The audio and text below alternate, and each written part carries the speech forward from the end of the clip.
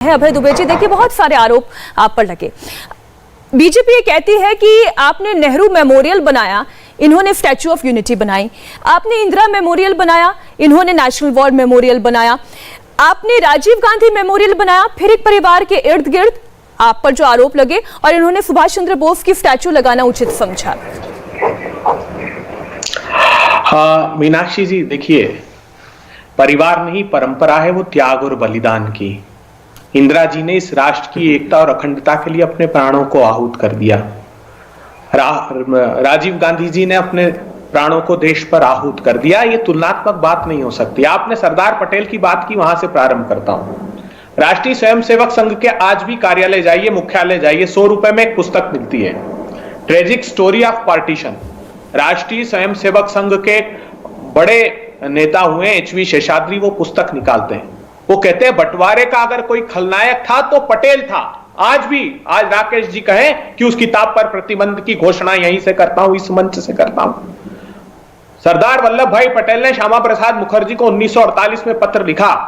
उन्होंने कहा, श्यामा प्रसाद जी, जिन महंत दिग्विजयनाथ और देशमुख को छोड़ने की आप बात कर रहे हैं, वो दोनों मेरी और पंडित नेहरू की हत्या करने के लिए घूम रहे हैं। वो चौराहे चौराहे पर भाषण देते हैं कि जहां मिल जाएंगे वहां इन लोगों को फांसी पर लटका दिया जाएगा।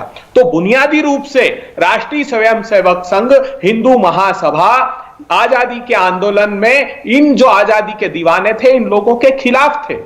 सवाल इस बात का सिर्फ है कि वहां ज्योति क्यों नहीं जल सकती। अरे ये तो ज्योति इन्होंने अपने दिल में राष्ट्र प्रेम की ही बुझा दी है। चीन भारत की सीमा में घुसा हुआ है, गोगरा पोस्ट में है, हॉट स्प्रिंग्स पे है, दौलत बेग ओल्डी में आज भी बैठा है। आज सुनिए ना, अरुणाचल प्रदेश में इनका मेंबर ऑफ पार्लियामेंट कह रहा है कि भारत के एक 17 साल के नौजवान को चीन की सेना अरुणाचल में घुसकर उठाकर ले गई तोरान को। प्रधानमंत्री जी मुंह तक खोलने को तैयार नहीं है। और हम तो सिर्फ आग्रह ये कर रहे हैं कि वहां क्यों आपने ज्योति बुझा दी, वहां जलते रहने देते क्या। लेकिन ज्योति के मुद्दे पर तो आपने लेफ्टिनेंट जनरल शंकर प्रसाद जी को सुना, वो तो किसी पॉलिटिकल पार्टी के नहीं है। उन्होंने कहा कि अमर जवान ज्योति को टेम्परेरी तौर पर बनाया गया। अब उसके बाद एक पीसफुल जगह पे, ये आप भी जानते हैं, इंडिया गेट एक बहुत ही खूबसूरत जगह है, वहां पर लोग पिकनिक मनाने के लिए जाते हैं, और वो उतनी शांतिपूर्ण जगह नहीं है, ये आप भी मानेंगे। अब ऐसे में अगर उचित सम्मान मिल रहा है तो इसमें मैं जनरल शंकर प्रसाद जी का आदर करता हूं, हर वो सेना की उस शख्सियत का जिन्होंने समूचा जीवन समर्पित कर दिया राष्ट्र पर। मगर मैं एक नागरिक होने के नाते क्या ये इच्छा प्रकट नहीं कर सकता? मुझे वहां अगर शांति प्रतीत होती तो मैं वहां जाना चाहता हूं, वहां उनको दमन करना चाहता हूं। क्या दिक्कत थी?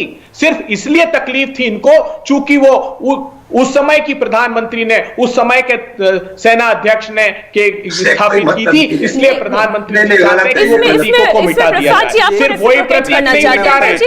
अबे जी, प्रसाद जी रेसिप्रोकेट करना चाहते हैं जी। प्रसाद जी एक मिनट प्लीज, मैं इसमें कोई घुसना नहीं चाहता पॉलिटिकल डिबेट में, लेकिन जो बात मैंने कहा था उसको मैं दोबारा 2 शब्दों में कहना चाहता हूं। आप जाइए, आप अवश्य जाइए, जहां आप जाना चाहते हैं अवश्य जाइए। मेरा पॉइंट ये है कि आप वजह के क्या करेंगे, आप किसको नमन कर रहे हैं? वह किसी का नाम लिखा है क्या?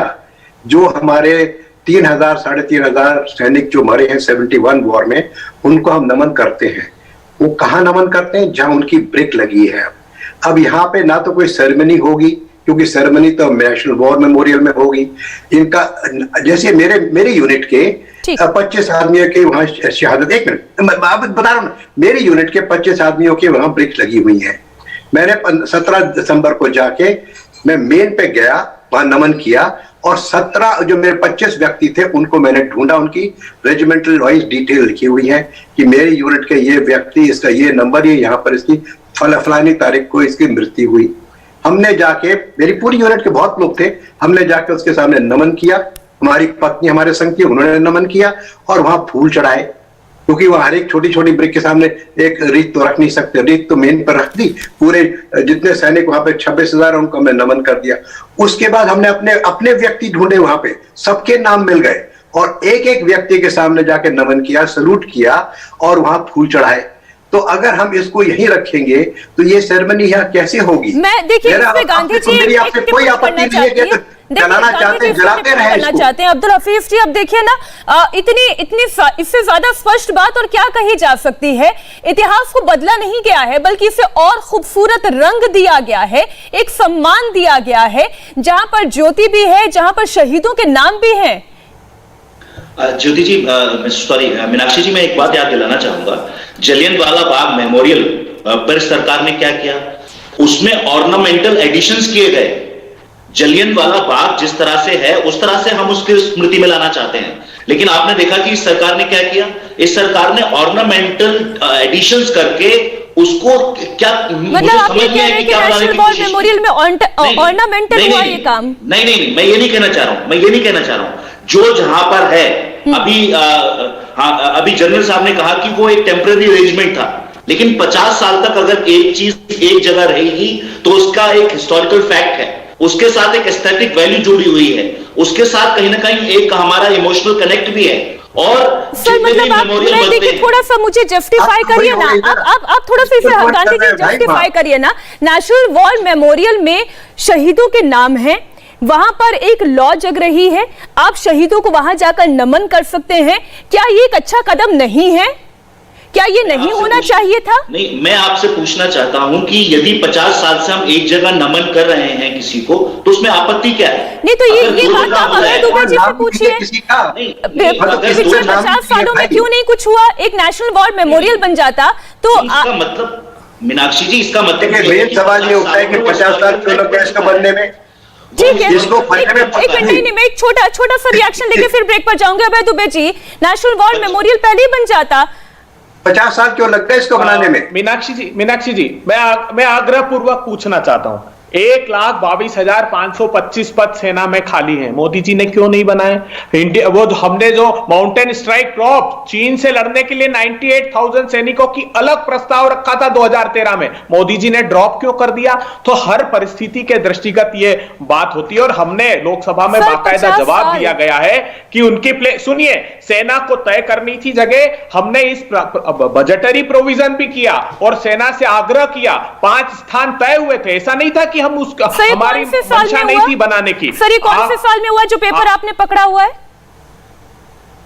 ये 2013 का लोकसभा का जवाब है, और जो लोकसभा में प्रश्न पूछा है, महाबली सिंह साहब ने सवाल पूछा, उसके जवाब में हमने ये दिया है। सर, और उस समय देश पर सबसे ज्यादा राज करने वाली सरकार कांग्रेस पार्टी है, और आप मुझे 2013 का अगर कागज दिखाएंगे तो आप उस जनता के साथ धोखा नहीं कर रहे हैं, आप उन फौजियों के साथ धोखा नहीं कर रहे जिनके सामने आप ये कह रहे हैं कि हाँ हमने जगह चिन्हित की थी। माफ करिएगा, ये तो कहते थे पड़ोसी बदला नहीं जा सकता, इंदिरा गांधी ने पड़ोस बदल के बता दिया था, अलग बांग्लादेश बना दिया। इंदिरा गांधी जी को सल्यूट है, कौन सल्यूट नहीं करता? प्रसाद जी से पूछिए, वो सल्यूट करेंगे इंदिरा गांधी जी को उनके कृत्य के लिए, उनके कर्तव्य के लिए, उनको सल्यूट करेंगे। लेकिन जहां गलती है वहां तो अभय दुबे जी मानेंगे ना? इंडिया टीवी हर वक्त हर जगह डाउनलोड करने के लिए सर्च करें India TV news Google play store या ऐप स्टोर पर।